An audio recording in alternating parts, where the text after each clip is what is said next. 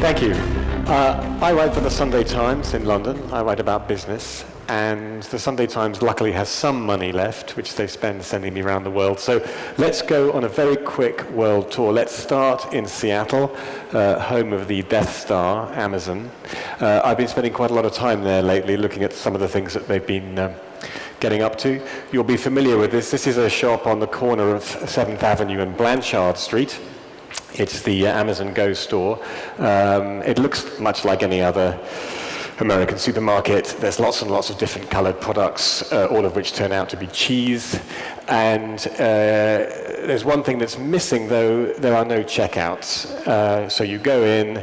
You can't actually do what this guy is doing here, I'm afraid. The technology is too sophisticated. You go in, you take whatever you want to take, you put it in your basket, or you just carry it out, and the sensors and the cameras will notice what you've taken, and your Amazon account will be charged before you even pretty much get out the door. So bad luck with the shoplifting.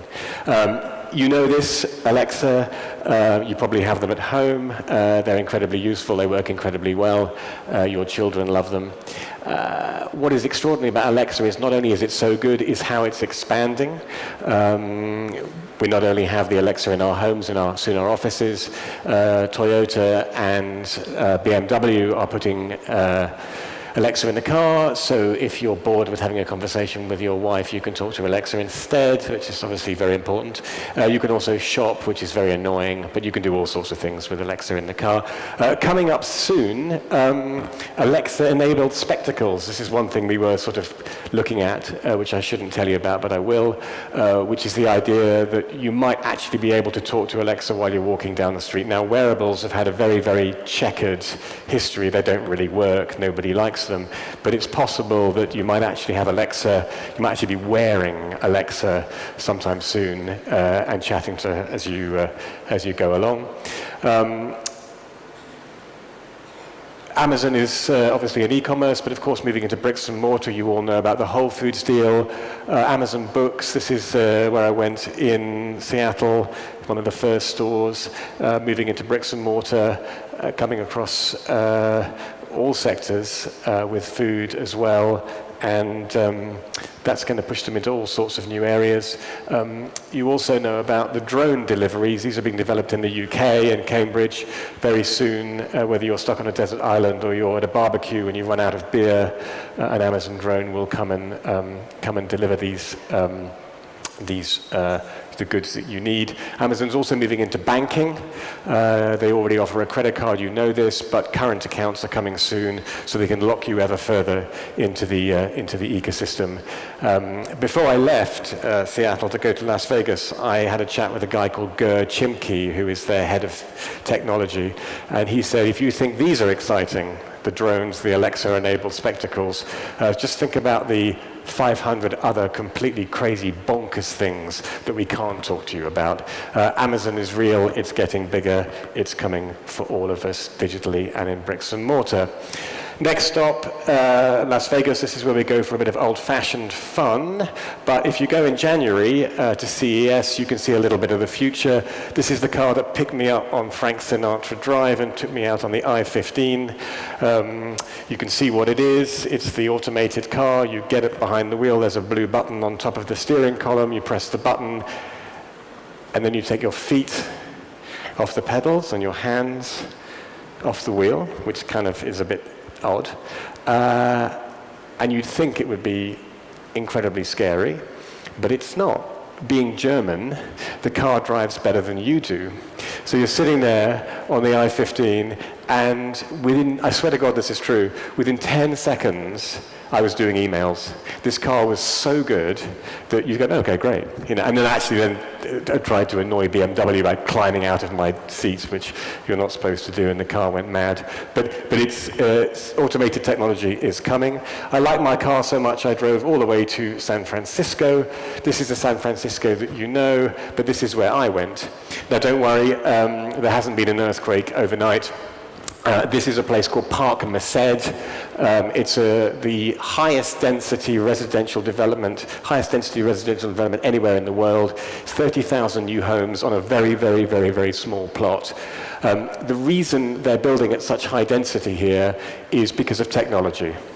It's because of Uber. You can't own a car if you live here. Think about that in America, the land where freedom is only a drive away, okay? You can't own a car if you live here. The only reason they can do this is by teaming up with local technology, with Uber. Next stop, you've guessed it, Atlanta. Very important to go to Atlanta. No prizes for guessing where we're going. Coca-Cola were really rubbish at innovation.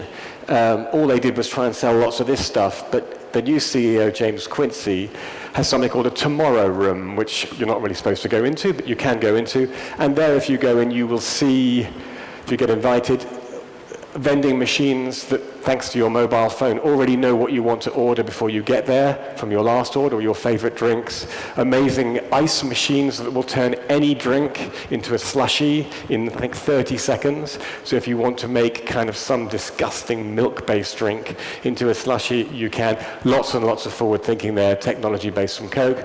Last stop, Tokyo, in our magical world tour. Now, I think you know what these are. I'd love it if you could tell me quickly, but technology is transforming the tobacco industry probably more than any other. This product here is Philip Morris. This is British American Tobacco. These are heat, not burn cigarettes. This is not vaping. This is not water vapor with nicotine in it. These contain you put little sticks in these ovens. These are little micro ovens. You put little sticks of tobacco in them. They heat the tobacco so they're hot enough to create some smoke, but they're not on fire. What does that mean? It means that they don't generate tar and the other things that are really bad for your health. They're much, much, much, much, much, much healthier than normal products. Now, why do I mention this? If you are a tobacco company and you launch a new product and you get 0.5 of 1% of market share, you are ecstatically happy. That is a soar away hit. You are just, you're loving it. These products have not got 0.5 of 1% of the market share. They've got between 16 and 30% market share. These things are selling like you wouldn't believe, for good reasons, because people don't want to smoke traditional cigarettes. They're selling so fast that Philip Morris, the iconic tobacco company, Marlboro Man, Philip Morris says it's going to stop selling traditional cigarettes across the whole of Japan by 2020.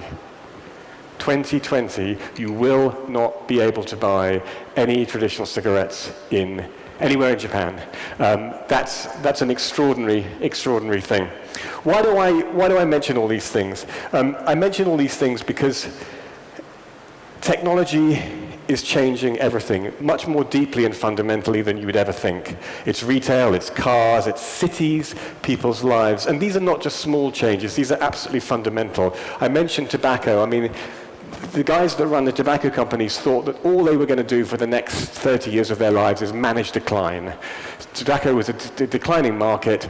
They were killing large numbers of their customers, and all they had to do is basically just stay alive for as long as possible before their industries finally died. These things, these new cigarettes, have given them a completely new lease of life. Technology has completely revolutionized and will revolutionize an industry that thought it was dead. That's really remarkable. If you want an example of how technology is changing the world, tobacco is probably the best one. But let's look at BMW as well. Good example. That car we had in Las Vegas, I mean, for years they just did this. They made the ultimate driving machine. They made metal boxes with internal combustion engines. They competed on brand, on performance, on style, design, all the rest of it, and they did exceptionally well. They know, thanks to Elon Musk and self-driving cars and Apple and Google, they have to go from the ultimate driving machine to something very, very different. And unfortunately, it might not actually be so cool after all. It might end up looking like something like this. This is a real problem. And if you talk to BMW, they spent 100 years doing one thing. They've got about they've got about 10 years to figure out how to do something very, very, very different, and hopefully it won't look as rubbish as that does. Now, disruption is really annoying. We hate it.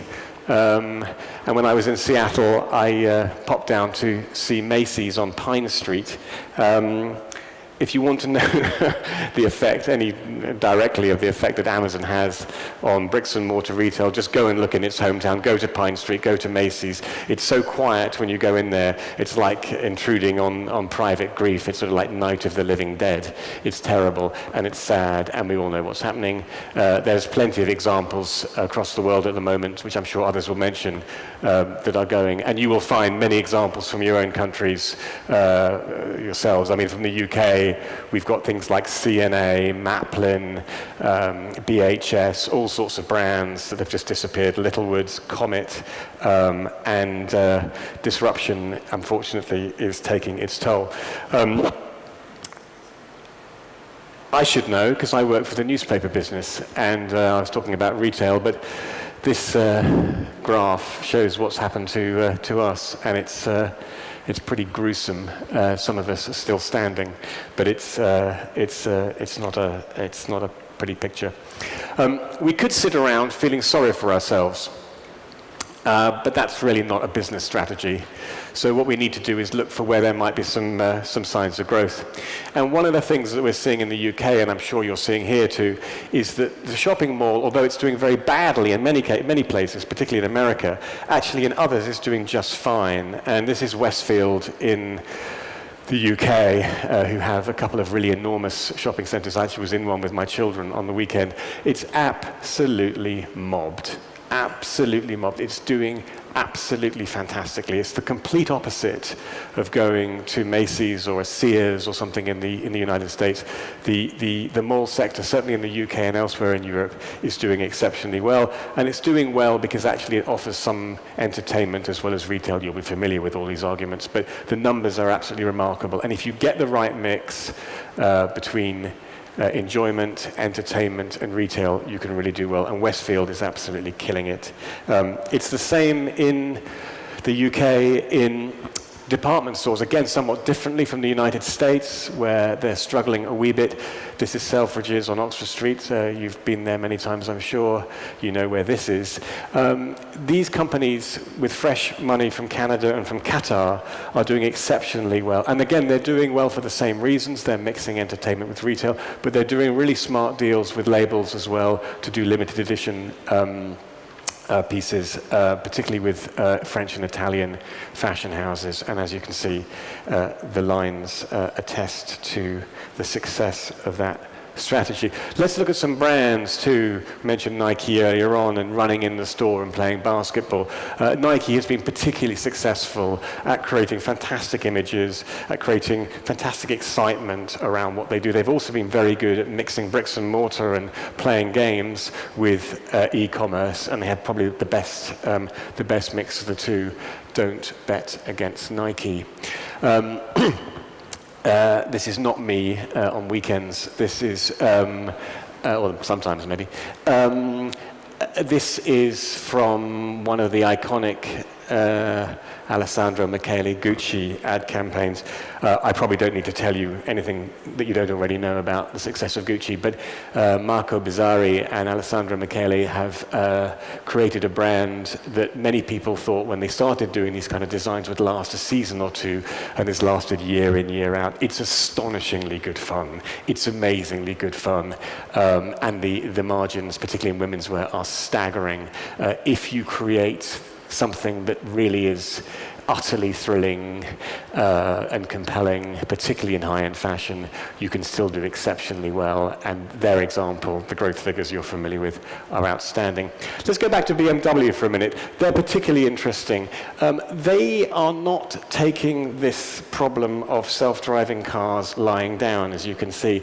And back in Seattle, they've got a fantastic new service called Reach Now, which you may be familiar with, but if not, it is essentially turning them into a posh Uber, a posh chauffeur company, a car share scheme, and also Zipcar. And what it is you can share cars with other people. You can put your own BMW in a fleet and share them, and you go up to these various cars and you open them with an app.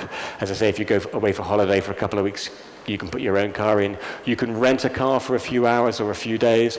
You could have an Uber driver. It's a BMW driver, but it's just like Uber, exact copy. You press the button, and instead of an Uber, you will get a BMW and a BMW trained driver, so you feel safe. You might even want to put your children in there. They're working on that because it's a BMW car with a BMW driver. So they're really trying to get ahead and see young people are not interested in driving. They're not buying cars.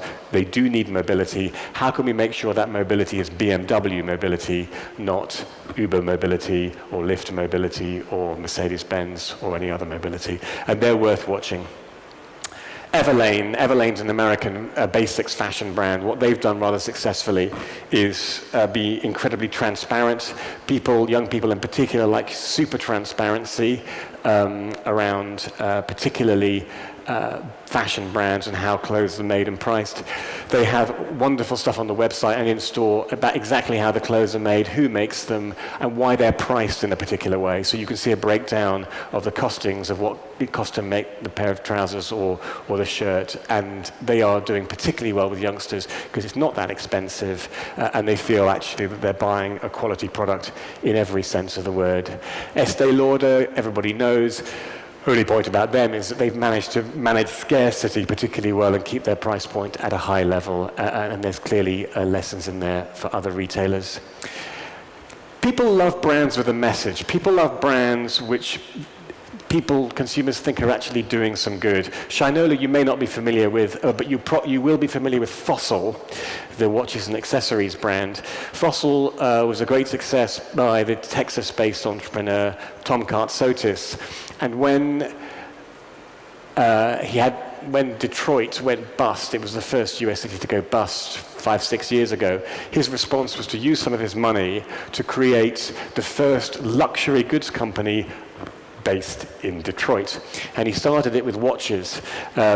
And the messaging is great. I mean, where American is made is just absolutely fantastic. And if you buy one of the watches, on the back it says built in Detroit, which is absolutely wonderful. They make bicycles, they make boxing gloves, they make baseballs, they make leather goods, they make bags, they make turntables, speakers, headphones. They're just a really fantastic retro brand, brought up to the modern age, riffing on Motown's history. They also show the importance of fantastic marketing and advertising, something that isn't going away.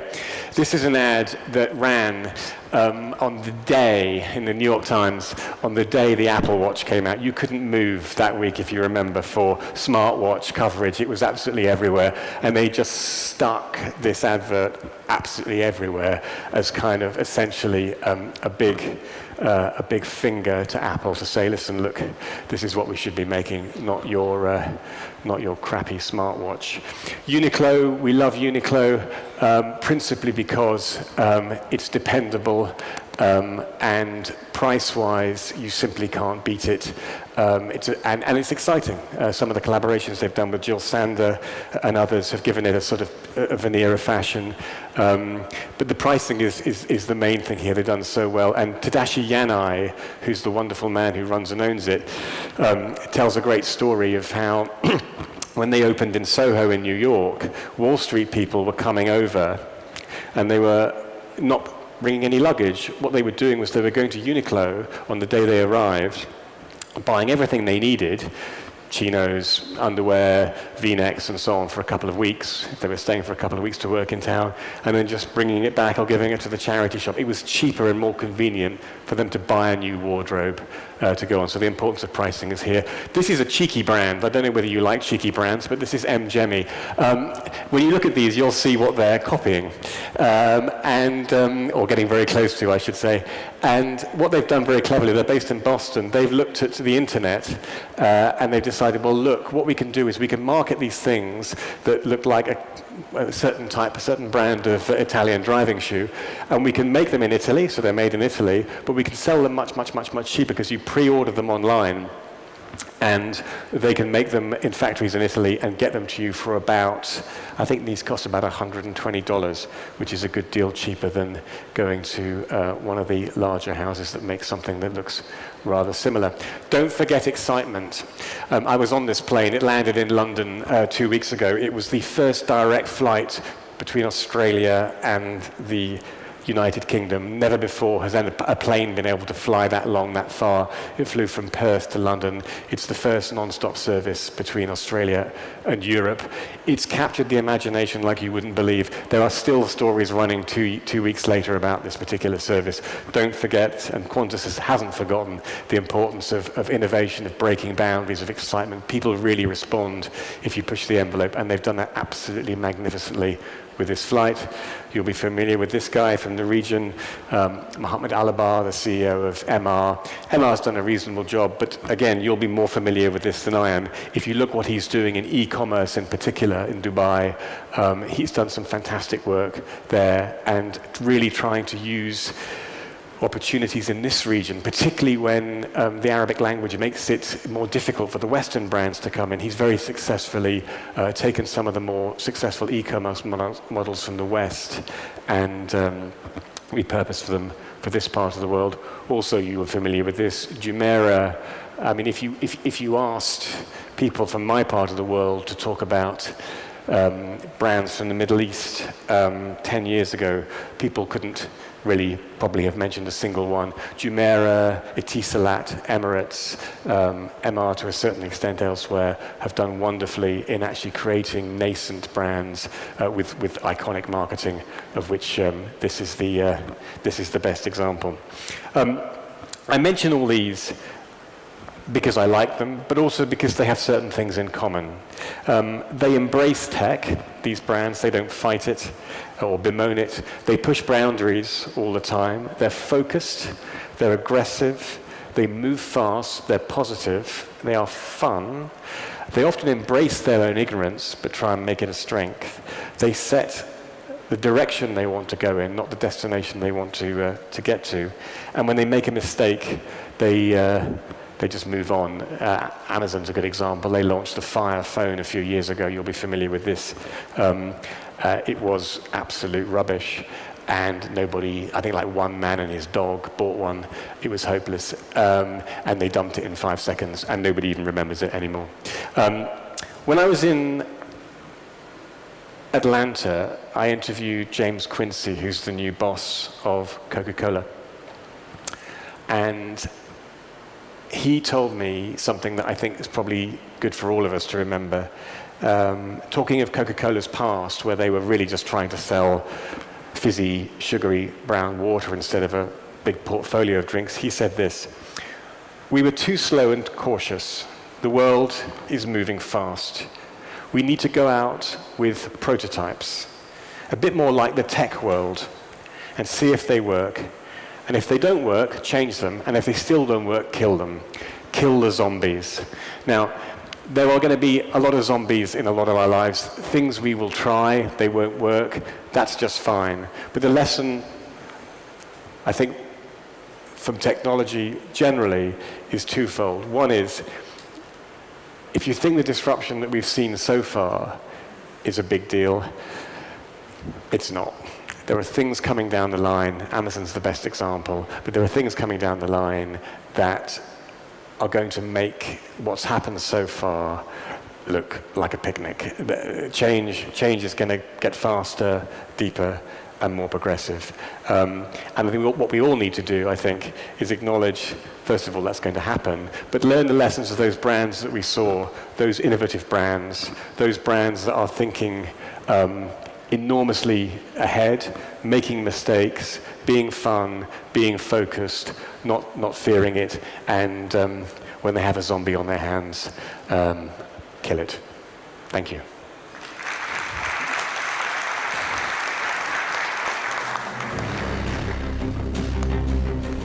Thank you very much. Very, very entertaining. My question to you, you discussed a lot of the trend and retail. Nothing was discussed in terms of medical or bioengineering or any kind of future in that perspective, knowing very well that the margins are huge when it comes to that. Any comments about those faster horses or biomedically engineered horses? I think it's relatively early days with that. I think we are going to see some incredible changes in terms of biotechnology. I think in terms of recognizing when we walk in the door how our brain functions when we see a particular display. Do we like the display? Do we not? Being able to tell from the way that our brain functions. So those sorts of things I think we'll start to see. And I think in terms of pharma, I think in terms of the sort of the biotech retail side, it's going to be, I think, yes, there's going to be so much they need to do in terms of advice, in terms of helping people on that level. I think that's where that's going to go. It started, well, wearables, clearly the only reason why anybody has the Apple Watch is for the health and fitness stuff, and it's the only thing that's really saved the Apple Watch, in my view. And you can see that in the other sectors too, so I think there is huge interest in it, but it is going to be slow. We saw yesterday Amazon step back slightly from healthcare because it was finding it too difficult. Regulation is going to make it hard for all of these people. It will happen, but I do agree, I think it's going to be slow.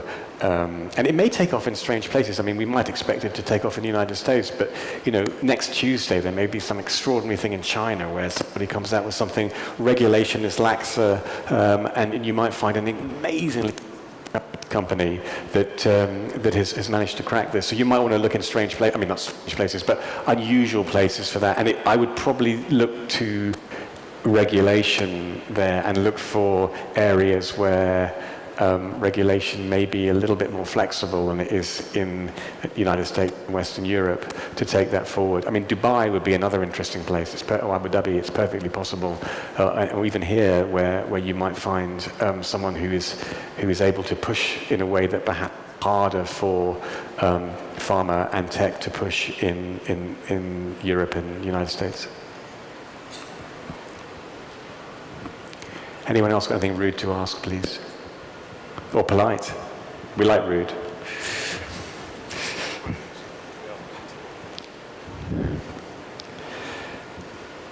Hello, my name is Jad from Hospitality Services, and my question to both of you gentlemen is, when it comes to exciting and interesting opportunities in terms of using technology, where do you see that happening within the regional hospitality industry?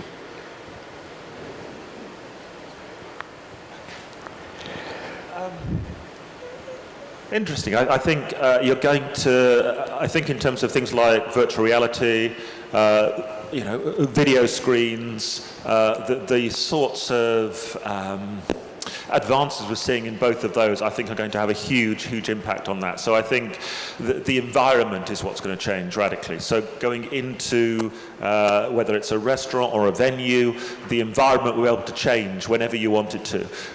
You won't necessarily have to be limited by the space there. So I think on that level, the environments are going to change radically. And from a sort of a social technology point of view, I think in terms of social media, I don't see that going away either. I think in terms of hospitality, people love experiences now more than they used to. It's more about experience than it is about ownership now. So I think the idea of hospitality is becoming increasingly important. So hospitality that enables people to impress their friends on social media is not going anywhere. It's going to continue to rise and rise, I think. And you'll see some of that courtesy of Mohammed Alabar. If you look at what MR is doing in the new malls it's building in Dubai, there's a much bigger component of hospitality, much bigger component of bars and restaurants in there, incorporating the sorts of things we're discussing here. They have realized that simply trying to sell more Bottega Veneta handbags is not really going to give them the edge over what they already have at the Mall of Dubai. For the new products they're coming up with, they need to have a much better entertainment, much better F&B with a lot of new technology. And the new one that they're building, I think opens next year, that will have an awful lot of new things to look at and maybe worth having a sneak peek at. Agreed, and I think that's the thing. If you're talking about hospitality, the amount of money that maybe malls are putting into it, that shops are putting into it in terms of that, I think this is where one of the places that we're going to drive loyalty. Because yes, you may not see an immediate financial impact from that, but if you can create retail spaces that people want to go to, that enjoy, they will keep coming back, and then they will buy. I think if you can give people something that's fun, or that it helps them, that gives them knowledge. Either of those are the things that will drive loyalty over the next 5 to 10 years. And get that Coke machine that turns anything into a slushie in 30 seconds. I did a hideous sort of hot chocolate slushie. It was disgusting, but it was nice to try. Anyone else?